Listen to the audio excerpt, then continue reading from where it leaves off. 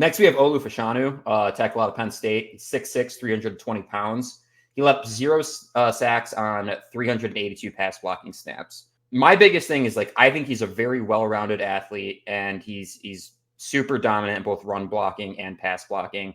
And I really liked his ability to move too. I think, for a 6'6", 320-pound guy, he was really solid. You could pull him. Biggest area where I'd say there's struggles, and you really see this in the Ohio State tape. You're going to keep every single time anybody talks about this prospect in particular, you're going to hear Ohio State, Ohio State, Ohio State. Struggled at the second level, as far as just getting up there and making those blocks. And, in the run game, there's areas where he struggled. I'll show some film here of him, but to me, like, I think he's really fluid. Like I said, he moves super well. And this pull here, I think, is a great example of that. Coming across and hitting this, I think it's a linebacker that comes in there. It crashes in, it's able to make that block, run right off his butt, and that ends up, I think this play ends up being like a 20-25 yard gain. I just think, like, if I can slow it down and stop it right here,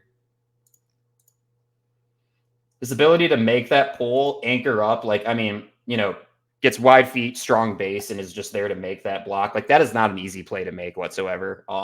You see guards doing this a lot. It's a lot harder to do this effectively as a tackle. And I think this is one of his better reps that he has in the Ohio State game. So I wanted to highlight that. I said his ability to get to the second level is solid, but it really did depend on the talent that he's playing against. This is an Iowa rep that I'm looking at here. So, Michigan, Ohio State, not quite as great. And even here, like, he's kind of standing straight up a little bit.